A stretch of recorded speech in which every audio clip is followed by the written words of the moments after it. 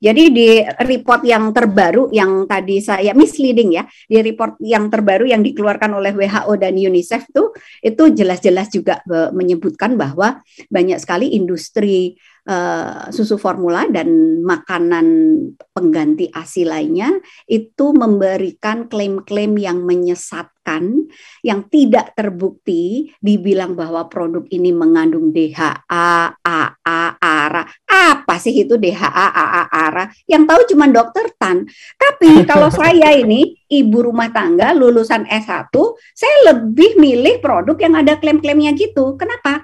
Karena itu kalau saya milih itu berarti saya kelihatan pinter. Itu kata penelitian, Mas. Nah, jadi produsen ini menggunakan tenaga kesehatan semakin menunjukkan semakin sah gitulah ya, semakin sah kalau yang ngomong itu tenaga kesehatan gitu. Jadi kalau tidak ada di antara kita atau seluruh masyarakat itu pasti akan mendengarkan nasihat atau mendengarkan saran dari dokter, mendengarkan saran dari bidan ketika mereka datang ke bidan.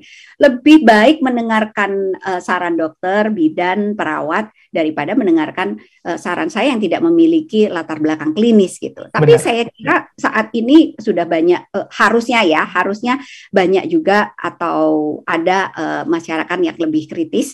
Dan kalau saya bilang tenaga kesehatan ini tadi, saya yakin ini tidak semua tenaga kesehatan, tapi sayangnya yang kita lihat di internet, di media, dan bahkan mungkin di dunia nyata ya, ini justru mayoritas dipenuhi dengan narasi-narasi yang misleading tadi, yang justru digencarkan oleh tenaga kesehatan. Kita harus tahu, di balik mereka mengiklankan itu, di balik mereka ngomong yang baik-baik tentang satu produk pabrikan, itu terdapat cuan yang ada di belakangnya, gitu ya. Sementara nggak pernah ada yang mempromosikan ASI dibayar.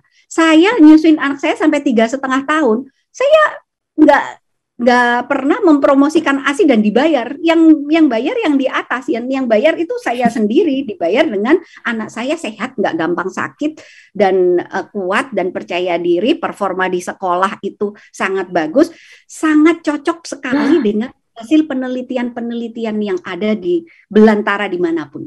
Gitu, Mas. Sorry ngomongnya panjang. Oh, saya mau ngomong-ngomong soal label tadi ya. Ini saya mudah-mudahan ini kelihatan nggak ya. Nah, saya punya produk yang saya kira ini berasal dari sekitar tahun 60-an gitu kali ya, dari Amerika. Saya dikasih oleh salah satu profesor saya. Tahu nggak, Bapak Ibu, jadi food labeling atau cap yang ada, label yang ada di kemasan makanan termasuk di susu formula dan semua makanan buat bayi itu ya, itu kan sebenarnya perkembangan zaman ya, dan memang sudah ditentukan dan sudah direkomendasikan harus ada label supaya kita dapat informasi tentang ini komposisinya apa aja sih dan lain sebagainya. Tapi kalau kita lihat sejarahnya itu juga didorong oleh kemajuan zaman, kemajuan industri dan lain sebagainya. Plus juga masalah-masalah, benar nggak yang lu jual itu isinya apa aja kayak gitu ya. Nah, sekarang jadi complicated. Indonesia tuh belum semaju itu gitu.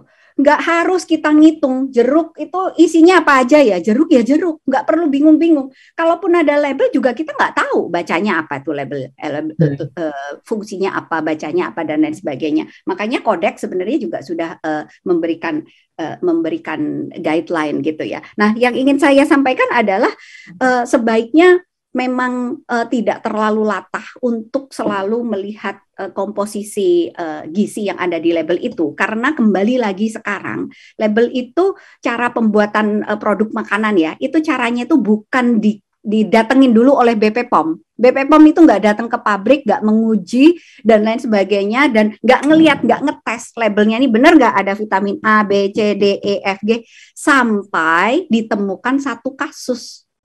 Kalau ada satu kasus, baru kemudian ada inspeksi. Cara kerjanya kurang lebih seperti itu, Mas. Jadi mesti hati-hati juga, jangan terpengaruh oleh label juga. Makasih. Terima kasih sudah nonton. Jangan lupa like, subscribe, dan share ya.